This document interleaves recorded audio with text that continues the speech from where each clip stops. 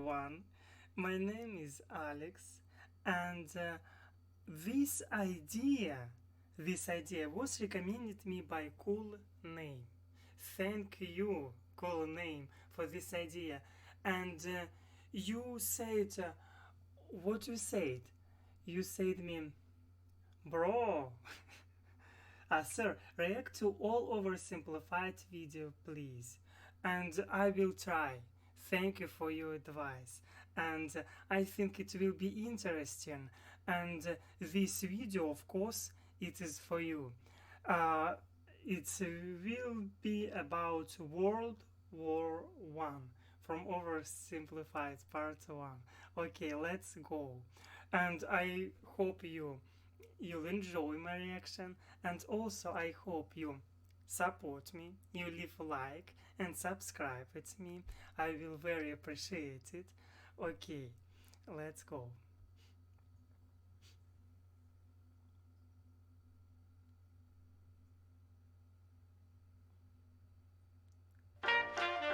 The world of 1914, a time of modern technology, culture, and fashion. Truly the height of civilization. Let's have a war. Everyone knew a big war was coming. France wanted some stuff back that Germany had taken from it. Germany wanted to take more of everyone's stuff, and they were building a big sexy navy that was making the British uncomfortable. These two empires thought they were really cool, but lots of different people who lived there didn't think it was so cool. And some of them had even been declaring independence with help from Russia. Everyone was talking about each other behind each other's backs, throwing the fact that military technology had come a long way since the last major war, and suddenly everyone was pretty eager to beat each other up. In this area of Austria-Hungary lived some Serbs and Bosnians who hated living in Austria-Hungary. So the Austro-Hungarian Archduke Franz Ferdinand goes there for a nice drive in an open-top car with his car's route published in advance. And that went just about as well as you'd expect. Some assassins were waiting for him along the way and threw bombs at his car, but they missed and blew up some officers behind him instead. So the Archduke goes into hiding, leaves Sarajevo, and the whole war never happens. Except no, the Archduke doesn't leave, but instead goes back out in the open-top car to visit the injured officers in hospital. The driver takes a wrong turn and by sheer coincidence gets stuck beside one of the failed assassins, who shoots him. Austria-Hungary is understandably pissed about all this, and they think the Serbian government had something to do with it, which they might have. So they go to their ally Germany and say, hey Germany, we're going to declare war on Serbia, and Germany is all for that. So Austria-Hungary send a big list of impossible demands to Serbia, and when Serbia refuses, they declare war. Austria-Hungary and Germany are friends, and Serbia is protected by Russia, who's friends with France, so they'll declare war on each other. Montenegro joins in too. France and Britain also have a kind of alliance, so when France says, hey Britain, you got my back? Britain is like, maybe. And then they decide to stay out of it, which is great for Germany because Germany has a plan. They know that Russia is so big and clumsy that it will take them a while to get ready for war. So with this guy in charge, Germany will send all its troops into France at lightning speed while Russia's getting ready, defeat France, then move all the troops to Russia and defeat Russia, and then we all speak German and eat Pfefferpottast every day. Just one problem. France has loads of forts and defenses along its German border, and Germany can't waste any time fighting them, so Germany decides to go around them, through Belgium. Belgium is neutral, but Germany wants to march 750,000 troops through it to get around France's defenses. They're hoping Belgium will just kind of sit down and shut up, but they don't. They fight back, and they're pretty good too, so they slow the Germans down. What's worse is that Britain shows up. I very like his animation, it's very nice, and I like this sense of humor, yes. And they're pretty pissed that Germany's invading neutral countries, so now Britain declares war on Germany. So Germany push on through Belgium and commit some atrocities along the way. They also wear spikes and sometimes skulls on the uniform, so if you're trying to not look like the bad guys, good job. The Allies have a propaganda extravaganza, and this starts having an influence around the world, notably in America. The US President Woodrow Wilson sees himself as a bit of a Jesus figure and spends most of the war trying to get everyone to just hug it out. But there's also a large population of ethnic Germans living in the United States, and when the war first broke out, they were like, yay Germany! But now that they're committing atrocities in Belgium, they're less enthusiastic. Let's play Spot the French Soldier. Did you see him?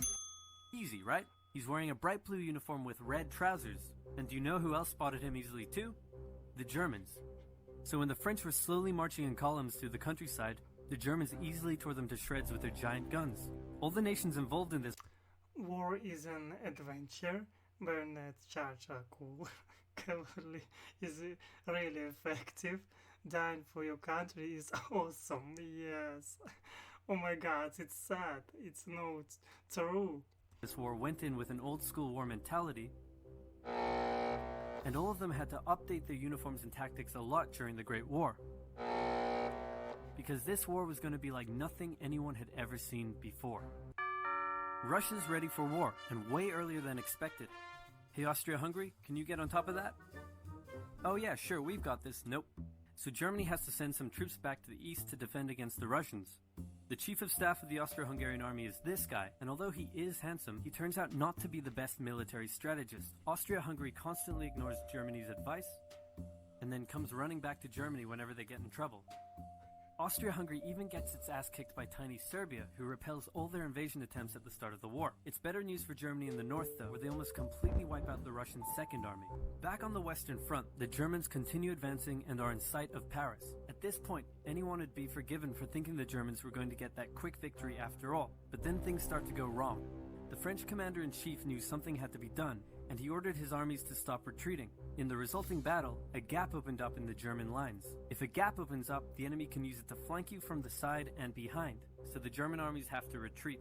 The Allies launch a counterattack, so the Germans dig into defensive positions. The Allies do the same. Then both sides move north, trying to outflank each other along the way. When they reach the sea, they're in a stalemate with trench systems running the whole way from the coast to Switzerland, the beginning of trench warfare on the Western Front. Here's how trench warfare works. Two opposing lines of trenches with no man's land in between. One side would pummel the other with hundreds of thousands of artillery shells, sometimes for days at a time. This had a huge psychological effect on the soldiers, leaving many shell-shocked. Then, the attacking troops would leave their trenches and rush across no man's land, a muddy wet mass of shell craters and barbed wire. The defending trench would unleash machine gun fire on the attackers, inflicting thousands of casualties. The attackers would send wave after wave until either they gave up or the opposing trench was finally overrun. There would be months of fighting and the deaths of thousands in order to gain a few meters or kilometers of land. Living in the trenches was hard work too. Corpses, mud that could swallow you whole, pools of poisonous water, rats, disease, the smell. It's insane that millions of soldiers put up with these conditions, and commanders ordered them to do so for years.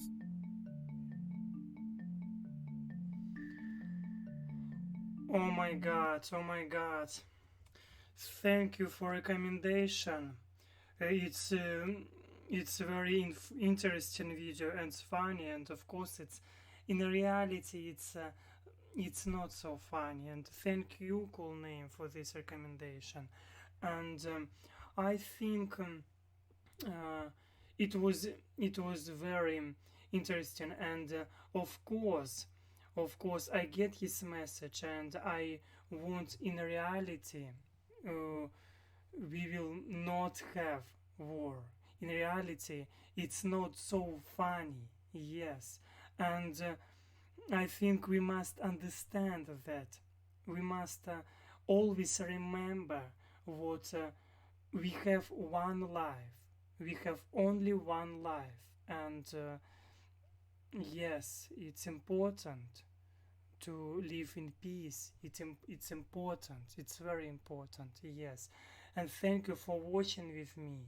I hope you'll enjoy my reaction, and you can support me. You can leave like, yes, I will be very glad. And you can also subscribe, and see you next time.